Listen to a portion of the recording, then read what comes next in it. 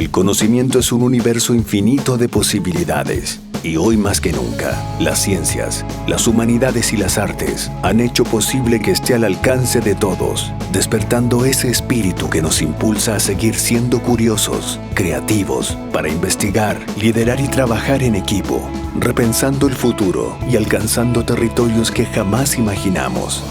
Es el mismo espíritu que un día llevó a esos pioneros a derribar los límites humanos para encontrar respuestas en la cima de una montaña, en las profundidades del océano, en la inmensidad del espacio, o buscando una probabilidad en 1.000.000. Es por esto que estamos en búsqueda constante de la excelencia, comprometidos con la formación de profesionales líderes y emprendedores que trabajan cada día por mejorar la calidad de vida de las personas. Porque no hay desafíos imposibles. Universidad Mayor para espíritus emprendedores. Hola, ¿ahí sí? ¿Se escucha? ¿Muy ansiosos para la prueba? Espero que más o menos consigan relajarse. Gracias, veo que tenemos harta asistencia ya en esta última clase de repaso para la PSU de Química.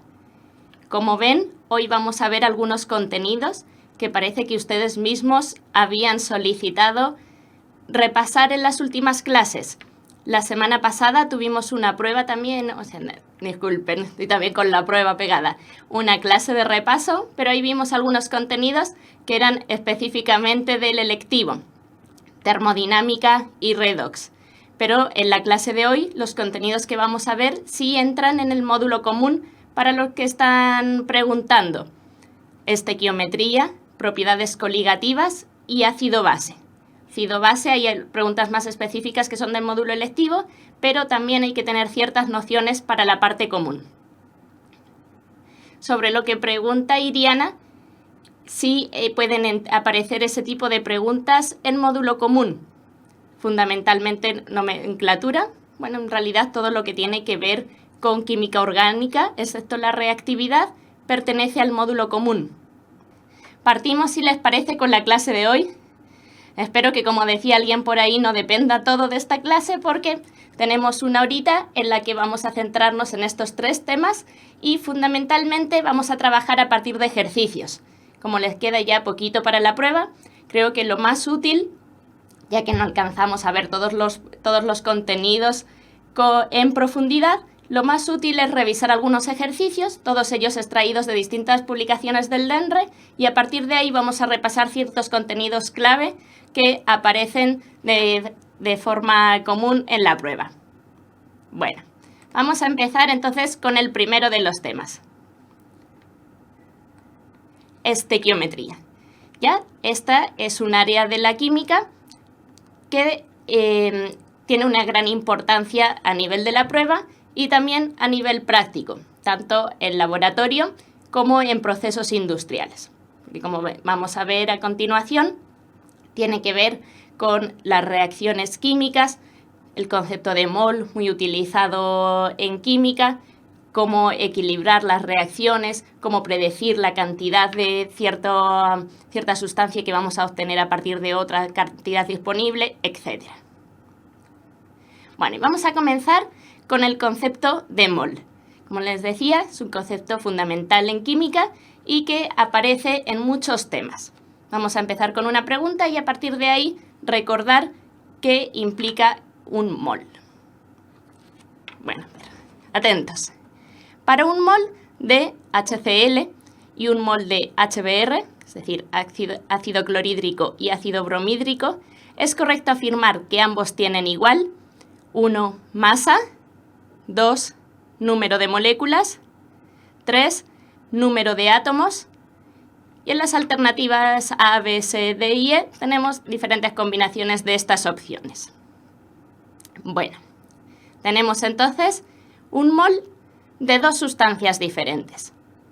Algunos responden inmediatamente, parece que hay varios alumnos aplicados que lo tienen claro, pero igual, como les decía, vamos a aprovechar de repasar un poquito para los que no lo tienen tan claro. ¿Cómo podemos definir un mol? Bueno, ahí hay alguna disonancia también, alternativas D, E. Un mol. El mol es una forma de medir la cantidad de sustancia, ¿verdad? Y se puede interpretar de diferentes maneras. En cuanto al número de partículas, un mol es la cantidad de materia que contiene un número de partículas elementales, que pueden ser átomos, moléculas, etcétera, iones, dependiendo de la sustancia que estemos hablando, igual al Na. ¿Recuerdan que era lo que aparece ahí como Na? El número de Avogadro. El número de Avogadro es un número, una constante, que equivale, como ven ahí, a 6,02 por 10 elevado a 23 partículas, que pueden ser átomos, moléculas, iones, etc. Entonces, en un mol de una sustancia siempre vamos a tener esa cantidad de partículas. Pero, ¿qué ocurre con la masa? La masa va a depender de cuál sea la masa atómica o molecular de la sustancia de la que estemos hablando.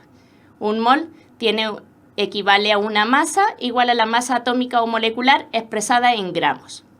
Y también tenemos una relación de volumen para el mol que se puede aplicar solo en el caso de los gases y cuando estos se encuentran en condiciones normales de presión y temperatura. Un mol de un gas en condiciones normales de presión y temperatura equivale a 22,4 litros. Ocupa ese volumen. Entonces, yendo al ejercicio. Un mol de ácido clorhídrico y un mol de ácido bromhídrico tendrán igual masa. Opción 1. ¿Cuál será la masa de cada uno de ellos? Bueno, para eso tenemos que calcular la masa molecular de cada compuesto para ver a cuánto equivale un mol, y lo podríamos calcular considerando las masas atómicas del hidrógeno, que es 1, del cloro y del bromo, que las podríamos encontrar si lo necesitamos en la tabla periódica abreviada que les aparece en la prueba. Entonces, por ejemplo, para el ácido clorhídrico sería 36,5 gramos la masa de un mol, y para el ácido bromhídrico 80,9, ¿verdad? Bueno, entonces la masa no sería la misma para los dos moles. Depende de la sustancia. El número de moléculas. Efectivamente, en un mol de cada una de estas sustancias habrá el mismo número de moléculas que equivale a el número de Avogadro. 6,02 por 10 elevado a 23 moléculas de ácido clorhídrico en un mol de esta sustancia y 6,02 por 10 elevado a 23 moléculas de ácido bromhídrico en un mol de la otra sustancia. Entonces, bueno, para los que preguntan, les traigo un poco con los comentarios, esta clase empezó recién y es aproximadamente hasta las 3:10. ¿Ya? Una hora, debería haber empezado a las 2, empezó con un poquito de retraso, así que más o menos hasta las 3:10. Ya, entonces estamos diciendo que un mol de dos sustancias diferentes no va a tener la misma masa, sí el mismo número de moléculas. ¿Y qué ocurre con el número de átomos? En este caso tenemos dos compuestos, que cada uno de ellos está formado por moléculas compuestas por dos átomos. Entonces, ¿será el mismo número de átomos en un mol de cada sustancia? Efectivamente, y como la mayoría estaban planteando, en este caso la alternativa correcta sería la D, solo 2 y 3. Porque en un mol la masa es diferente si las sustancias son distintas y presentan diferentes masas moleculares. El número de moléculas es el mismo, igual al número de Avogadro, y el número de átomos, en este caso, como los dos compuestos están formados por moléculas que tienen dos átomos cada uno, también sería el mismo. El número de átomos de un mol en cada caso sería 2 por 6,02 por 10 elevado a 23. Así que, como la mayoría de los que contestaron respondieron, la alternativa sería la D. ¿Alguna duda con el concepto de mol? ¿Qué es en lo que estamos? Sé que están ansiosos por la cercanía de la prueba, pero tratemos de ir centrándonos en los ejercicios que vamos a ir viendo para que ojalá nos sirvan para resolver algunos de los ejercicios de la prueba también. Bueno, sobre el profe que les hacía clase normalmente, no podía asistir estas últimas 2 semanas y yo lo estoy reemplazando. diferencia entre moléculas y partículas? Bueno, partículas es un término más genérico que puede hacer referencia tanto a las moléculas como a los átomos, como a iones, dependiendo de la sustancia de la que estamos hablando. Por ejemplo, si la sustancia, como en este caso, es ácido clorhídrico o ácido bromhídrico, las partículas que componen esta sustancia son moléculas. Pero si estuviéramos hablando de una sustancia compuesta por átomos individuales, las partículas podrían equivaler a átomos también. Sí, tienen el mismo número de átomos porque en este caso las sustancias de las que estamos hablando, cada molécula está formada por 2 átomos. Sí, bueno, vamos a continuar avanzando un poco, que hay algunas personas que son de química electiva, otros de química común. Para algunos esta pregunta es muy sencilla y otros tienen dudas. Vamos a tratar de llegar a un término medio, ir respondiendo algunas de las preguntas, pero tampoco nos podemos quedar todo el tiempo con el mismo ejercicio. Ya después igual los pueden repasar con más tiempo. UMA es unidad de masa atómica. Es la unidad en la que se mide la masa de un átomo o de una molécula. Bueno, vamos a pasar a otro ejercicio, un punto que también es muy importante para resolver ejercicios de estequiometría, el equilibrio de ecuaciones. Venimos con una pregunta que dice, la ecuación, la tenemos ahí, donde amoníaco gaseoso reacciona con oxígeno también gaseoso, se forma óxido nítrico y agua, queda equilibrada con los coeficientes y tenemos una serie de alternativas donde nos indican distintos coeficientes para cada una de las sustancias. Ya aparecen a veces en la prueba preguntas como estas donde hay que equilibrar una ecuación o en algunos casos también es necesario equilibrar la ecuación para seguir con algún ejercicio. Sí, respecto a lo que preguntan ahí, si fórmula empírica y molecular también entran en plan común.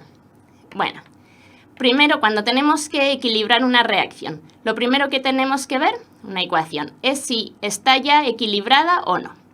Entonces, para que una ecuación cumpla con la ley de conservación de la masa, tenemos que considerar que el número de átomos de cada molécula tiene que ser el mismo en los reactantes y en los productos, ya que en una reacción química se rompen uniones entre los átomos y se forman otras nuevas, pero los átomos son los mismos al principio y al final.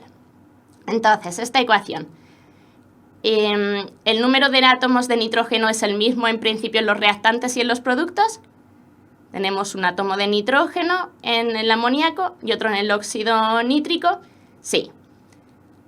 El hidrógeno, tenemos 3 átomos a la izquierda y 2 átomos a la derecha, por lo tanto no está equilibrado, y de oxígeno tenemos 2 y 2. Entonces tendríamos que comenzar equilibrando el hidrógeno. Bueno, muchos avanzan muy rápido, pero quiero también llegar a un equilibrio con los que van un poquito más despacio. Decía que no tenemos equilibrado en este caso la cantidad de átomos de hidrógeno, por lo tanto, como lo equilibramos, teníamos 3 a la izquierda y 2 a la derecha. Lo más sencillo es llegar a 6 en ambos casos y para ello colocamos un 2 delante del amoníaco y un 3 delante del hidrógeno. Entonces, tenemos equilibrado el hidrógeno. ¿Pero qué ocurre ahora? Tendríamos que ajustar a continuación el nitrógeno, ya que hemos quedado con 2 átomos de nitrógeno a la izquierda y 1 a la derecha. Entonces lo equilibramos colocando un 2 delante del óxido nítrico y por último tendríamos que ajustar el número de átomos de oxígeno. A la izquierda tenemos 2 átomos de oxígeno y a la derecha tenemos 2 más 3, 5, ¿verdad? En este caso, lo más fácil es utilizar una fracción. Muchas veces ocurre cuando tenemos que equilibrar el oxígeno, que generalmente está en forma de moléculas diatómicas. Entonces, como a la derecha tenemos 5, a la izquierda tenemos moléculas formadas por 2 átomos de oxígeno, lo equilibramos colocando un 5 medios a la izquierda. Y de esa manera 5 medios por 2 es 5 y a la derecha tenemos 5 también. Así estaría equilibrada la ecuación, pero para eliminar las fracciones, se puede también multiplicar todo por el denominador de la fracción, que en este caso sería 2, y multiplicando todo por 2, quedamos con 4 moléculas de amoníaco, 5 moléculas de oxígeno, 4 de óxido nítrico y 6 de agua. Por lo tanto, la alternativa correcta, como la mayoría habían respondido al principio, sería la C.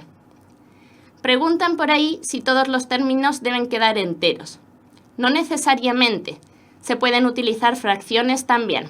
Muy bien, ya la veían. Veo que entre ustedes mismos se responden, así que yo voy a seguir avanzando un poco porque hay compañeros que pueden responder también muy bien para que no quedemos tanto rato con la misma pregunta.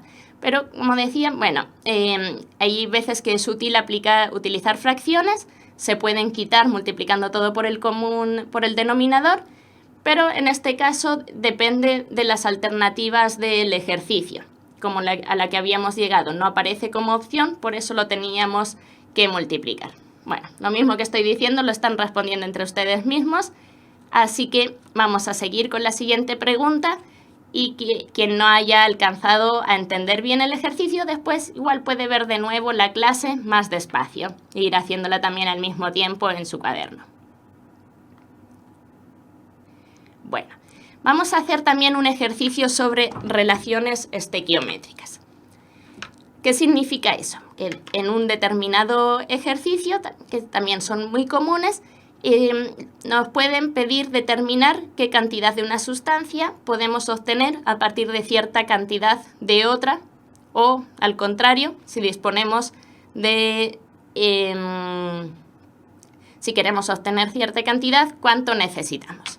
Bueno, en este ejercicio dice, dada la siguiente ecuación química, y tenemos ahí una reacción donde ácido sulfúrico e hidróxido de sodio reaccionan para dar sulfato de sodio y agua.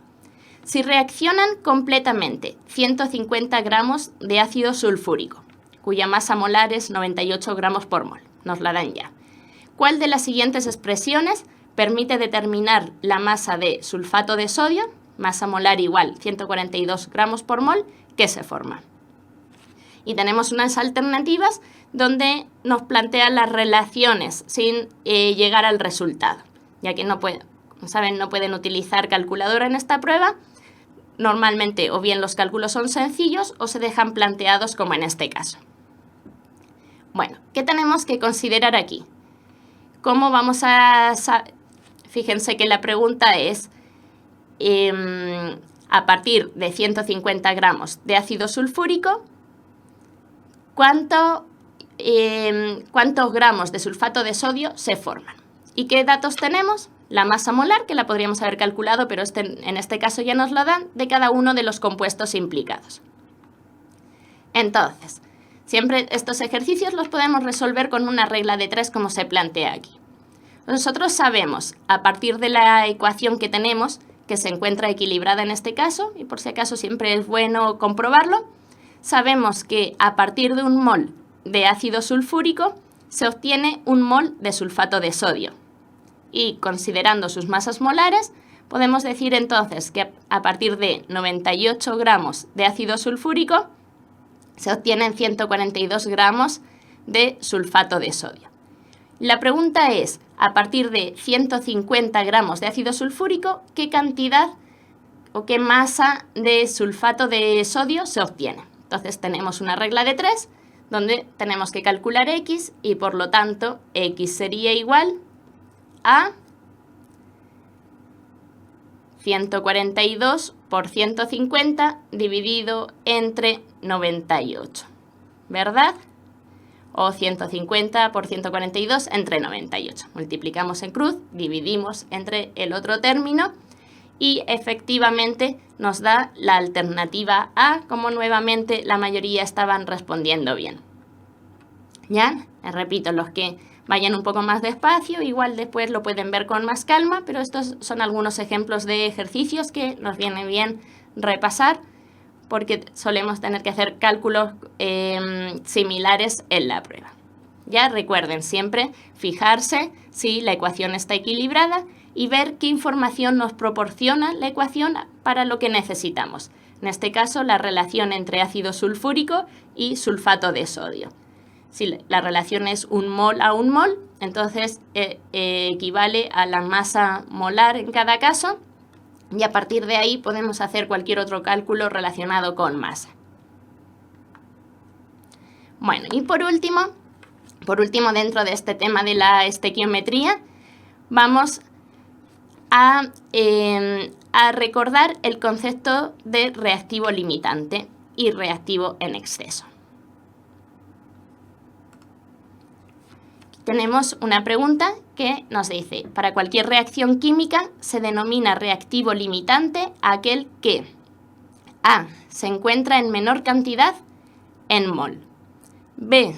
Determina la cantidad de producto formado. C. Se encuentra en menor masa. D. No se consume completamente. Y E. Limita las condiciones de presión y temperatura de la reacción. Reactivo limitante. Bueno, aquel que limita la cantidad de producto que se obtiene, ¿verdad? Limitante, limita. Aquí uno de los ejemplos sencillos que se suele poner con panes y queso. Si tenemos 7 panes y 5 láminas de queso, ¿cuál sería aquí el reactivo o el componente limitante? Si en cada pan colocamos una lámina de queso, el limitante en este caso sería el queso, ¿verdad?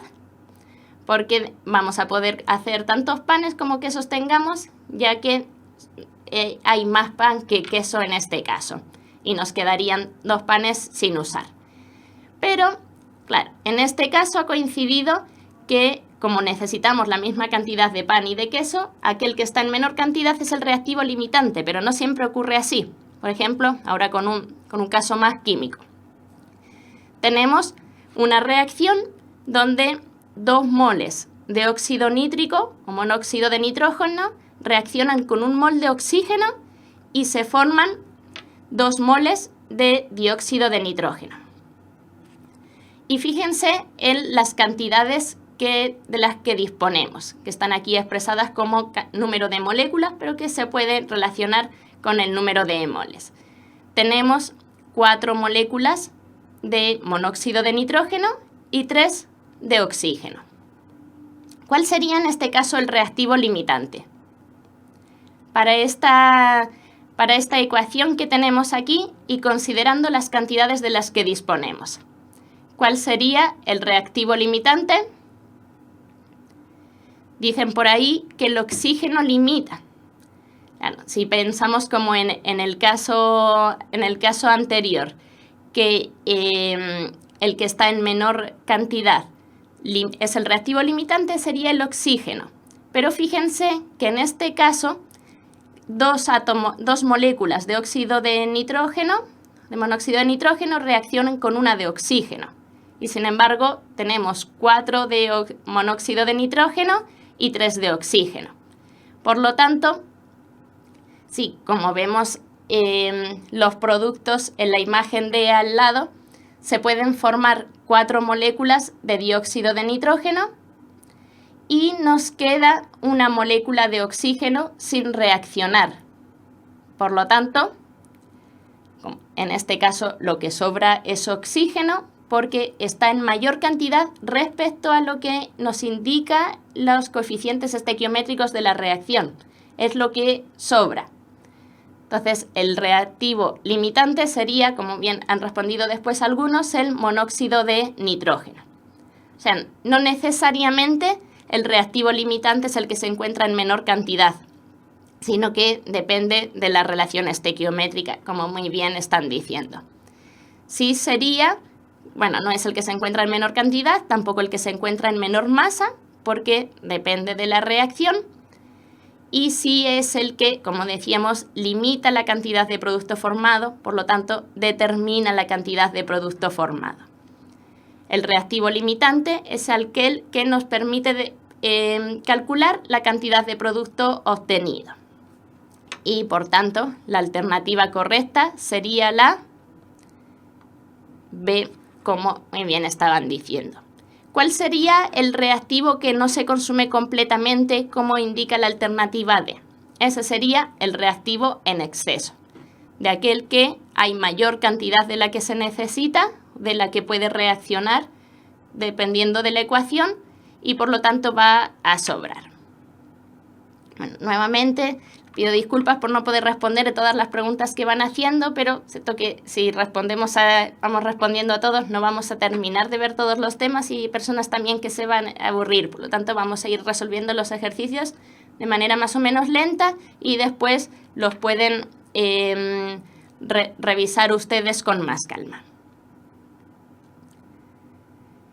Bueno, vamos a pasar a otro de los temas que tenemos que revisar en esta clase, que son las propiedades coligativas. ¿Recuerdan cuáles son las propiedades coligativas? ¿Con qué tienen relación? Preguntando si es común. Sí, fundamentalmente es química común. Algunos de los contenidos entran de manera más profunda en el electivo, pero son contenidos que pueden aparecer en común.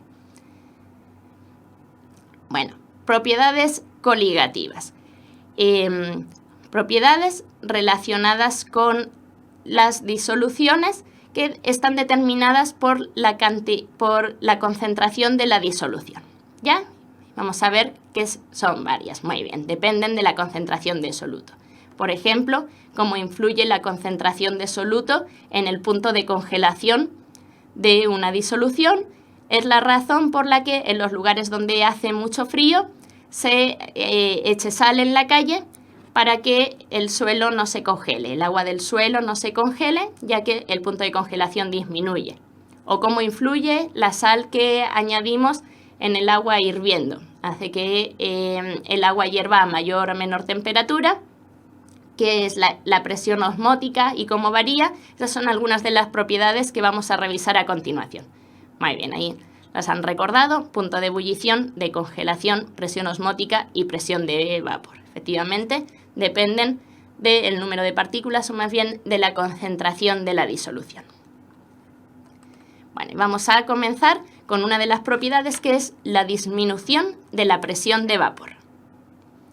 El ejercicio en el que nos vamos a basar dice: en la siguiente tabla se presentan las concentraciones de 4 soluciones de glucosa en agua a diferentes concentraciones. Tenemos las soluciones W, Q, R y Z, y al lado en la tabla se nos indica la concentración molar, moles partido por litro, de cada una de ellas. En base a la información anterior, el orden de las soluciones respecto de su presión de vapor de menor a mayor es... Y ahí nuevamente algunos alumnos muy rápidos ya respondiendo, pero vayamos un poquito más despacio. A esta propiedad coligativa le llamamos disminución de la presión de vapor.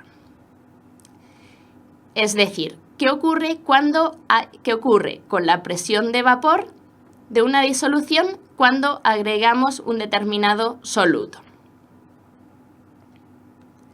Bueno, al agregar un soluto, la presión de vapor disminuye respecto a la presión de vapor del disolvente puro, y por lo tanto la evaporación ocurre más lentamente, como vemos en la imagen. Al aumentar la mayor concentración, menor presión de vapor. Entonces, aquí nos piden ordenar las soluciones que tenemos en la tabla de menor a mayor presión de vapor. ¿Cuál será la que tiene menor presión de vapor según lo que acabamos de ver? Aquella cuya concentración es la mayor. ¿Y cuál de las disoluciones tiene mayor concentración? Están todas expresadas en moles partido por litro. Entonces, el mayor número es 0, muy bien, la Z, como están diciendo, 0,060. La siguiente con mayor concentración, que sería la que tiene la siguiente menor presión de vapor, sería la Q, ¿verdad? 0,032. A continuación tenemos R, disminuyendo la concentración, y por último, la que tiene menor concentración y por lo tanto mayor presión de vapor sería W, ¿verdad? Entonces, efectivamente, la alternativa correcta, se alcanza a ver aquí la letra, la estoy tapando, pero sería la D. Muy bien, los que lo han podido ir respondiendo, los demás les recuerdo, después pueden verlo un poco más lentamente y repasando estos mismos temas que estamos viendo. Respecto al punto de congelación. Siguiente propiedad. Recuerden que, como veíamos, para recordar qué ocurre con el punto de congelación, podemos recordar por qué en algunos lugares, aunque aquí no suele ser necesario, pero en muchos lugares donde las temperaturas son más bajas, sí se echa sal en las calles. ¿Para qué se echa sal? Para que la gente o los autos no se resbalen. ¿Por qué? Porque al agregar sal, la temperatura a la cual el agua se congela es menor, ¿verdad? Por lo tanto, la propiedad es disminución del punto de congelación o disminución crioscópica. Pero en este caso tenemos una pregunta donde, muy bien, en el sur sí echan sal, ¿verdad? Aquí en Santiago generalmente no es necesario, pero los que viven en lugares más fríos sí lo han podido ver que esto se hace. Tenemos una pregunta aquí un poco diferente a la anterior.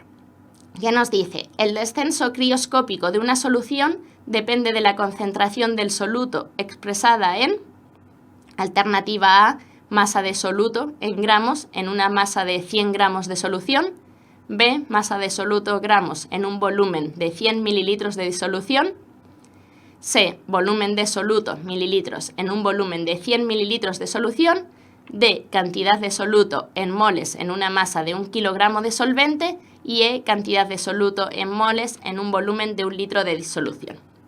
Bien, aquí ya nos hablan de descenso crioscópico. Se le llama descenso crioscópico a la disminución del punto de congelación como consecuencia de la adición de un soluto no volátil. En este caso ya nos dicen cuál es la propiedad. Lo que nos preguntan es en qué medida depende de la concentración del soluto, cómo se expresa la concentración del soluto, cómo se relaciona la disminución con la concentración del soluto, en qué unidades. Bueno, aquí una imagen de lo mismo que les decía para que siempre recordemos que al agregar soluto la temperatura de congelación disminuye y no aumenta, pero aquí nos interesa ya conocer un poco más sobre cómo se produce el descenso. Esta fórmula que tenemos aquí nos indica que la disminución en la temperatura de fusión o de congelación, que es la misma, es igual a la temperatura de fusión o de congelación del solvente puro menos la temperatura de fusión de la disolución. ¿Y cómo se calcula la temperatura de fusión de la disolución? Multiplicando una constante, la constante crioscópica, que en un ejercicio nos la van a indicar, nos van a dar su valor si es que tenemos que realizar el cálculo, por la, como muchos habían dicho ya anteriormente, molalidad, ¿ya? La M minúscula que indica molalidad.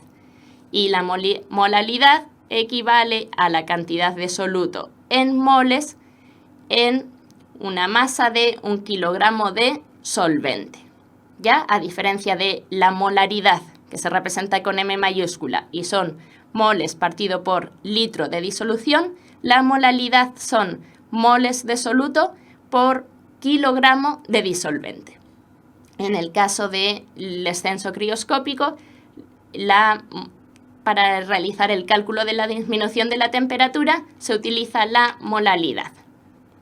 Ya hay que conocer en este caso la fórmula, que el descenso crioscópico está relacionado con la concentración de soluto expresada como molalidad. Y por lo tanto, como habían dicho la mayoría, la alternativa correcta sería la D.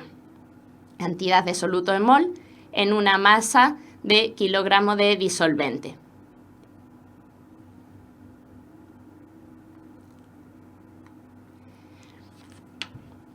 Bueno, seguimos, veo que hay varias preguntas, pero ¿verdad? Tenemos que seguir avanzando un poco. Después las preguntas más importantes y que no hayan podido resolver, quizás las podemos ver al final.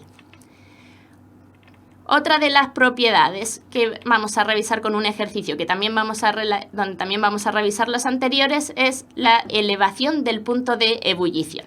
Es una propiedad que está muy relacionada con la primera que veíamos de la disminución de la presión de vapor. Aquí tenemos un ejercicio, ya ver ahora, centrémonos en este y a ver si todos lo podemos resolver, que dice: se preparan volúmenes iguales de dos soluciones acuosas que contienen un mismo soluto. La primera solución congela a -2 grados Celsius y la segunda solución congela a -2,8 grados Celsius.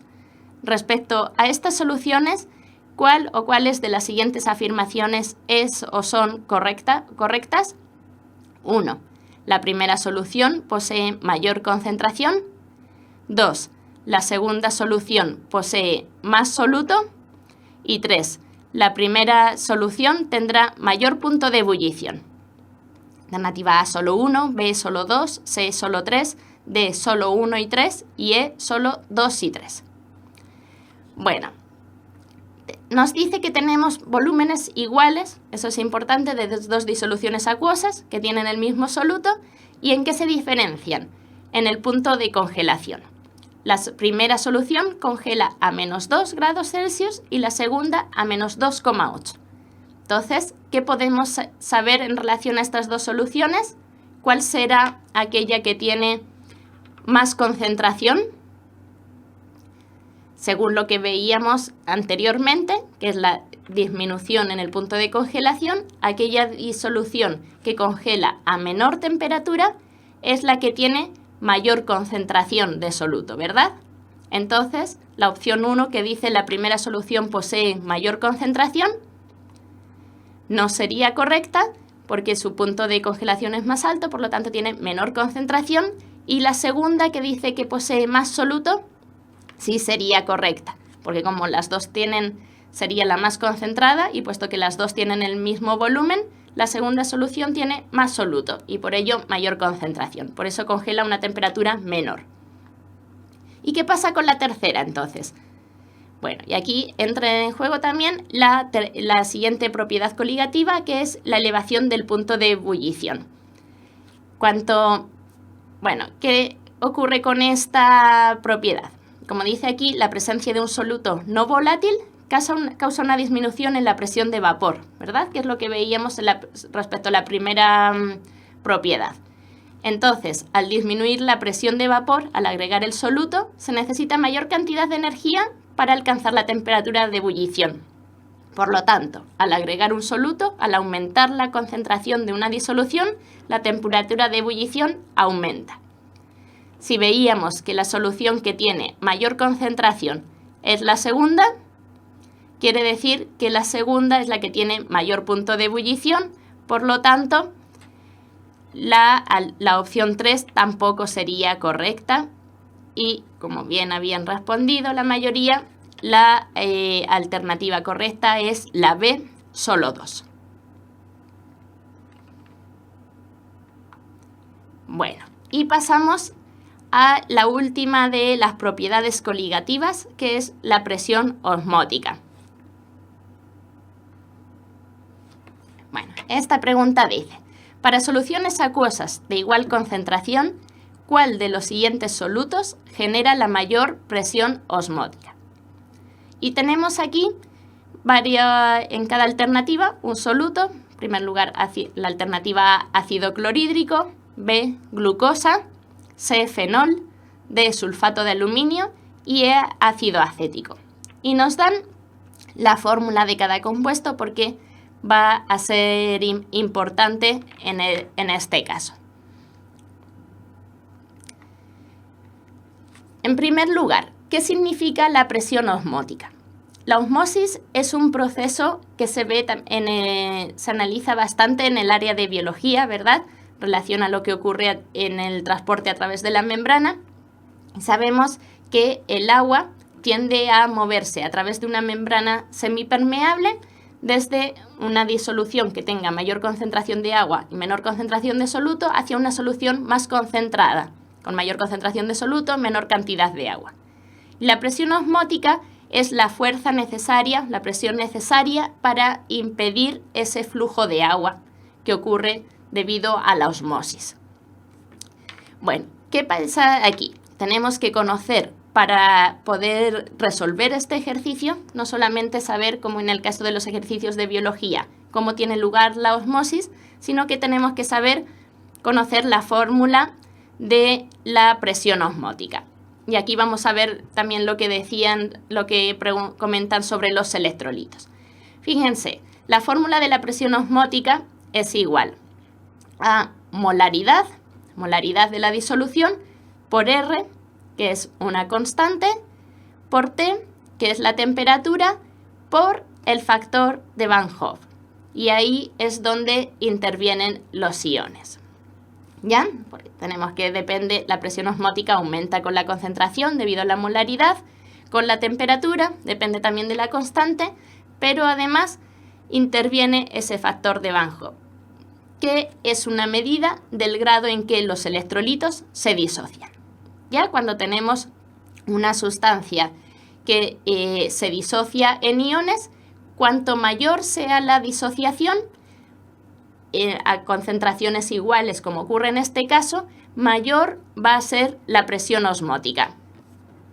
Claro, solamente el factor de Van Hoff, como están comentando, solo se utiliza con electrolitos, con sales, porque si no, cuando una sustancia no se disocia es igual a 1, por lo tanto no hace falta incluirlo.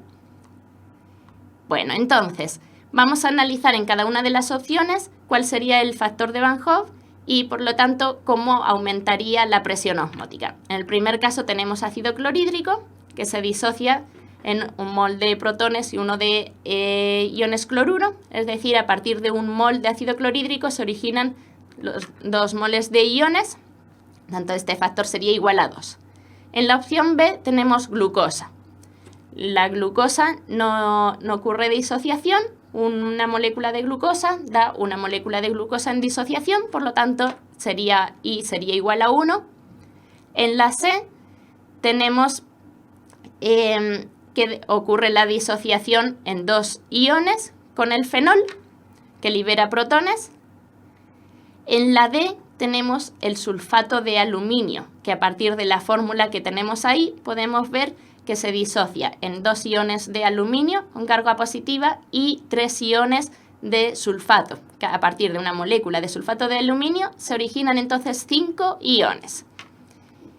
Y en la E tenemos el ácido acético, que libera iones protones, como un ácido que es, y se originan 2 iones en disolución.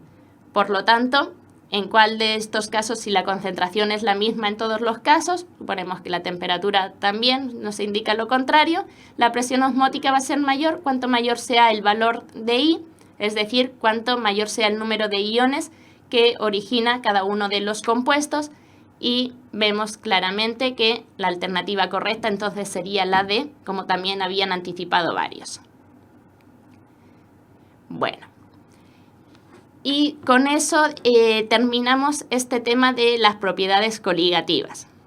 Recuerden, propiedades que hemos visto: disminución de la presión de vapor, disminución del punto de congelación, elevación del punto de ebullición y presión osmótica.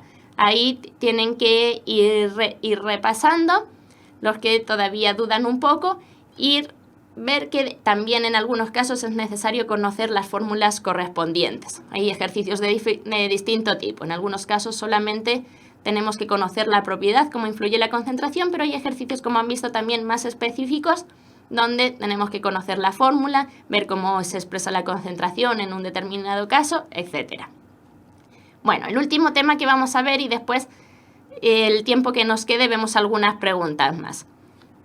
Vamos a ver algo sobre ácido-base. Bueno, ácido-base, un tema muy importante en nuestra vida común. Nos puede servir para entender a qué se debe la acidez estomacal, como vamos a ver en uno de los ejercicios que apareció hace un tiempo en la PSU, por qué las picaduras de abeja y las de avispa se alivian con distintas sustancias, y también por qué ciertas sustancias nos sirven para limpiar el sarro y otras no, qué características tienen que tener.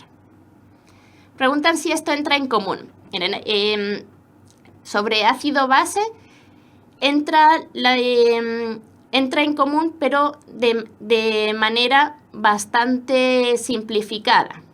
Ya hay algunos tipos de ejercicios, porque he tratado de no incluir aquí, que son solamente del módulo electivo, pero sí tenemos que tener algunas nociones en química común. Sí, conocer el concepto de pH, que son las sustancias ácidas y bases, Y respecto a lo que están hablando de los modelos DENRE, bueno, hay años en que las publicaciones que se han hecho han sido iguales a la PSU, así que es bastante la relación entre estas publicaciones, de las cuales he sacado también las preguntas que estamos viendo, y la PSU real. Hay veces que se hacen algunos cambios para la publicación, pero la mayoría de los ejercicios corresponden a la PSU. Bueno, vamos a comenzar viendo un ejercicio para recordar las teorías ácido-base. Este ejercicio dice, de acuerdo a la teoría ácido-base de Bronsted y Lowry, un ácido se define como una sustancia que en solución A. se oxida, B. se solvata, C. cede protones, D. cede electrones y E. capta iones hidroxilo.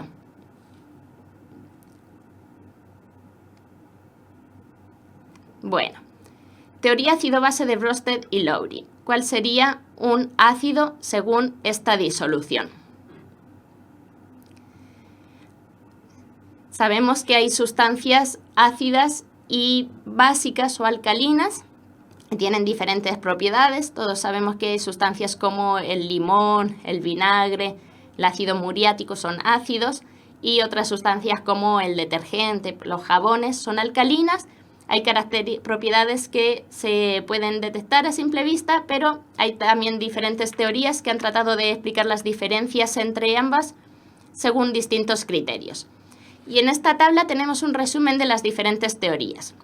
La primera teoría que se hizo, la de Arrhenius, que definió los ácidos como sustancias que se ionizan dando lugar a protones, y las bases como aquellas que forman iones hidroxilo. Según eso, el ácido clorhídrico, por ejemplo, es un ácido porque libera protones, y el hidróxido de sodio, todos los hidróxidos, son sustancias alcalinas. Pero la teoría por la que nos preguntan aquí, que es la de Bronsted y Lowry, es un poco más amplia e incluye algunas sustancias que no se podían definir como alcalinas según la teoría de Arrhenius y sí lo son. Y en este caso se define un ácido como aquella sustancia capaz de ceder un protón, un ion hidrógeno. Y a su vez una base es aquella sustancia capaz de aceptar protones. De esa manera, las reacciones ácido-base ocurren por transferencia de protones desde un ácido hacia una base y se obtienen un ácido conjugado y una base conjugada. El ácido conjugado es el que se obtiene a partir de la unión de la base a un protón, y la base conjugada la que se obtiene cuando un ácido ha cedido el protón. ¿Ya? Esa es la que vamos a aplicar aquí. Y hay una teoría también que es importante en algunos casos, pero se utiliza menos en las reacciones ácido-base, que es la de Lewis, que incluye todos los tipos de sustancias, y en este caso se definen los ácidos y bases en relación con la capacidad de donar o aceptar pares de electrones. Bueno, en este caso nos preguntaban por la teoría ácido-base de Bronsted-Lowry, y un ácido entonces se definiría como una sustancia que en solución cede protones, como bien han respondido, que sería la alternativa C. Algunos respondieron al principio con la alternativa A, se oxida.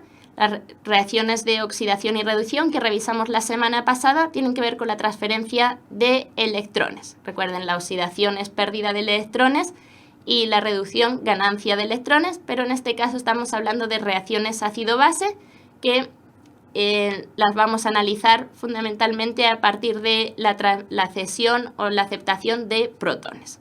Los ácidos liberan protones, ceden protones. Bueno, y aplicando un poco lo que acabamos de ver. Vamos a seguir con lo mismo, pero aplicado a una situación concreta. Dice esta siguiente pregunta. ¿En cuál o cuáles de las siguientes reacciones ácido-base el agua se comporta como una base? La opción 1 tenemos ácido clorhídrico más agua, ion hidronio, ion cloruro. Después tenemos amonio más agua. Y en la tercera tenemos acetato más agua. Bueno, como ven, el agua es una sustancia que se puede comportar tanto como ácido como base. ¿Recuerdan cómo se llamaban este tipo de sustancias que se pueden comportar como ácido o como base? Es decir, son capaces de ceder protones y también de aceptarlos, dependiendo de la sustancia con la que reaccionen. Esto ocurre con el agua, ocurre también con los aminoácidos. Estas sustancias, muy bien, Javiera, se conocen como anfóteras. Entonces, el agua se puede comportar como una base porque puede aceptar protones, según lo que veíamos antes, o como un ácido porque puede cederlos. ¿En qué caso se comporta aquí como una base? En el primer caso, el agua reacciona con el ácido clorhídrico y recibe un protón, dando lugar a ion hidróneo. Ahí se comportaría como una base, muy bien. Y en el segundo también reacciona con el ion amonio y también el agua en este caso acepta un protón, dando lugar nuevamente al ion hidróneo. Sin embargo, en la tercera opción, el agua cede el protón, reaccionando con una base débil y se transforma queda un ion hidroxilo. Por lo tanto, la alternativa correcta sería la D, solo en 1 y en 2. ¿Ya? Como han respondido la mayoría, había un poquito de duda con la E. En la E ocurre lo contrario en la 1 y en la 2. El agua se está comportando como ácido. Bueno, aquí una imagen para ver un poco más cómo ocurren estas reacciones. En el primer caso tenemos ácido clorhídrico y el agua que actuaría como base. Al aceptar el protón, el agua se transforma en el ácido conjugado y el ion cloruro queda como base conjugada. En el segundo caso, sin embargo, el agua reacciona con amoníaco, que es una base, y por lo tanto se comporta como ácido cediendo un protón, que es lo que en nuestro caso ocurría en la opción 3. Por lo tanto, nuevamente, recordemos alternativa D. Bueno, vamos a ver otro ejercicio para recordar de manera bien general el concepto de pH, que es una idea que tienen que tener clara tanto para el módulo, que es aquello que sí entra en el módulo común sobre ácido-base. El ejercicio que tenemos dice, se dispone de 3 disoluciones acuosas de igual concentración, una de ácido acético, que es un ácido débil, otra de hidróxido de sodio, que es una base fuerte, y una tercera de ácido clorhídrico, que es un ácido fuerte también. O sea, que es un ácido fuerte, no tan bien. ¿En cuál de las opciones el pH de estas disoluciones está ordenado de menor a mayor? ¿Ya? Y no voy a leer las opciones porque aparecen las 3 sustancias ordenadas de distinta manera. Entonces, ¿qué tenemos que hacer en este caso? Solo saber cómo varía el pH entre las sustancias ácido y base. Esta pregunta en concreto es de módulo común, el concepto de pH de esta forma sin necesidad de realizar cálculos, sino solamente relacionando cómo varían los ácidos y las bases, sí lo tenemos que conocer para el módulo común. Bueno, ¿y cómo varía el pH? Claro, el pH, bueno, aquí tenemos las definiciones más formales de pH. El pH es igual al logaritmo negativo de la concentración de protones y y el pH es lo mismo para la concentración de iones hidroxilo. La suma de pH más pOH es igual a 14. Por lo tanto, en una disolución neutra, donde la concentración de iones hidroxilo, de iones hidroxilo y de protones es igual, el pH es igual a 7. Tanto pH neutro es 7. Y la escala va a ir desde 0 hasta 14. A medida que una disolución tiene mayor concentración de protones, el pH disminuye y por lo tanto el pH es ácido desde 0 hasta 7. Cuanto más fuerte sea el ácido, mayor es su disociación, dando lugar a protones, y más bajo es el pH. Mientras que cuanto más básica o alcalina sea una disolución, más elevado es el pH. Por lo tanto, en este caso, solamente tenemos que ver que tenemos un ácido débil, una base fuerte y un ácido fuerte. Por lo tanto, ¿cuál es la sustancia que va a tener un pH más bajo? Aquel ácido que sea más fuerte, ¿verdad? A continuación tendríamos el ácido débil. En ambos casos el pH específico va a depender de la concentración que tengamos del ácido. Y por último, el pH más alto va a ser el de la base, que en este caso solo hay una y es una base fuerte. Por lo tanto, muy bien, la alternativa correcta es la B. Bueno, ahí he visto la explicación sobre los protones, está bien, el nombre que se le da a los iones hidrógeno, porque han perdido el electrón, por lo tanto tienen solo un protón. Bernardo, no entendiste esta pregunta en concreto. Solamente conocer el concepto de pH en relación, no es necesario ni siquiera introducirse mucho en la parte más matemática. Solo suficiente con saber que la escala de pH va del 0 al 14, el pH neutro es igual a 7 y cuanto más ácida es una disolución, más bajo es su pH. Mientras más alcalina es, mayor es el pH. Por lo tanto, en este caso el pH menor es aquel del ácido más fuerte, que es el que se disocia más. A continuación tenemos el ácido débil y por último la base. Bueno, continuamos. En realidad nos queda solo una pregunta, así que después nos van a quedar unos cuantos minutos para resolver las dudas. ¿Ya? Vamos a terminar con la última pregunta, que es la pregunta desafío con el patrocinio de la Universidad Mayor, y después nos quedan unos cuantos minutos para resolver algunas dudas. Seguramente no alcancemos tampoco a verlas todas porque tenemos una hora de finalización de la clase, pero trataremos de ver algunas. Bueno, esta última pregunta es una pregunta de una publicación del DENRE y en este caso les digo que sé que es una pregunta que apareció en la PSU porque justo un año que yo rendí la PSU, así que es la misma dificultad con la que aparecía.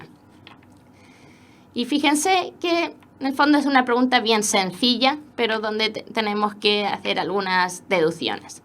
Dice, se sabe que la picadura de abeja es aliviada con bicarbonato de sodio y la picadura de avispa se alivia con vinagre. Considerando esta información y con respecto al pH de los fluidos que inyectan la abeja y la avispa, estos se pueden clasificar correctamente como... Bueno, y en las alternativas se nos indica si el fluido de la abeja y de la avispa es respectivamente ácido, básico o neutro. Bueno, ¿qué tenemos que saber aquí para poder responder esta pregunta? ¿Por qué la he titulado como neutralización? Si se trata de aliviar la picadura, es porque vamos a aplicar una sustancia que tenga diferente carácter al veneno para que ocurra su neutralización, ¿verdad? Muchos están respondiendo ya porque seguramente rápidamente han recordado que el bicarbonato de sodio es una sustancia de carácter ácido o básico. El bicarbonato de sodio, que se disocia tal como vemos aquí en esa fórmula, es una base débil, mientras que el vinagre, que contiene ácido acético, es un ácido, ¿verdad? Como en este caso casi todos sabremos. El bicarbonato de sodio se utiliza, a lo mejor no sin conocer la fórmula, sabemos que se utiliza para neutralizar la acidez, también la acidez estomacal, y sin embargo el vinagre es una sustancia ácida. Entonces, ¿qué nos interesa a nosotros en el caso del veneno? Neutralizar el ácido o la base que contiene el veneno de los insectos que ambas se inyectan. Entonces, la neutralización, aprovechemos de recordar que es una reacción que ocurre entre un ácido y una base y donde se obtiene sal y agua. Entonces, en este caso, si la picadura de abeja se alivia con bicarbonato de sodio, es decir, la picadura de abeja se alivia con una sustancia básica, quiere decir que el veneno de la abeja tiene un carácter ácido, ¿verdad? Mientras que si la picadura de la avispa se alivia con vinagre, que es una sustancia ácida, quiere decir que el veneno que contiene la picadura de la avispa es de carácter básico. Por lo tanto, como bien habían dicho, la alternativa correcta sería la C. Sí, independiente de si es fuerte o débil, aquí no es necesario determinarlo. Ambos son débiles, base débil, ácido débil, y los que utilizamos para neutralizarlos. Bueno, y esta es la última pregunta que teníamos incluida en esta clase. Hemos visto 4 preguntas de cada uno de los temas que hemos revisado, que recuerden que han sido estequiometría, propiedades coligativas y ácido base. Ya hemos revisado algunos de los aspectos fundamentales, pues pueden utilizar estos ejercicios para recordar un poquito más aquello que hayan visto que en lo que están más débiles. Con esto, en principio, llegamos al final de la clase. Podemos ahora en un par de minutos ver algunas preguntas, pero no vamos a tener tiempo de resolver todas aquellas dudas que les están surgiendo, que ustedes pueden seguir también trabajando entre ustedes. Entonces, que nada, y de revisar algo, muchas gracias por su asistencia y participación, que están en este momento un poco estresados por la cercanía de la prueba, pero ánimo, mucho éxito. Ojalá tengamos varios puntajes nacionales entre los que estén en la clase, pero sobre todo puedan acceder a estudiar lo que quieren cada uno de ustedes. No es necesario todo ser puntaje nacional. Bueno, se me van un poco las ideas viendo de reojo las preguntas. Alcanzo a responder, por ejemplo, la última pregunta que veo. ¿Cuál es la fórmula de molaridad y molalidad? Realmente es algo que pueden revisar por ustedes mismos, pero recordamos, la molaridad, que se representa con la letra M mayúscula, son moles de soluto partido litros de disolución, volumen de disolución en litros, mientras que la molalidad son moles de soluto por kilogramo de disolvente. Ya hay 2 diferencias. En ambos el soluto está en moles, pero la diferencia está en que en la molaridad es volumen de disolución y en la molaridad masa de disolvente. Diferencia entre UMA y masa molar. La UMA es la unidad de masa atómica. Son las unidades en las que se expresa la masa de un átomo o de una molécula. ¿Ya? Y la masa molar, que es lo que normalmente utilizamos, es la masa en gramos de un mol. Ambos, cuando hablamos de masa molecular o de masa molar, el valor es el mismo, pero la diferencia está en que si nos referimos a un átomo o a una molécula, las unidades son de masa atómica, mientras que para un mol de una sustancia, el mismo valor se expresa en gramos. Bueno, veo que siguen conversando sobre algunos temas. La verdad que yo, como ven, no soy la profesora que ha estado con ustedes durante el resto del año, por lo tanto no estoy muy al tanto de todo lo que han ido viendo ni del sistema, pero espero haberles podido ayudar un poco con esta clase a recordar algunos temas. Algunas están pidiendo repasar cosas muy diversas. No alcanzamos ya ahora, pero tienen el material de las clases anteriores y espero que ahí puedan encontrar todos aquellos temas que quieran reforzar.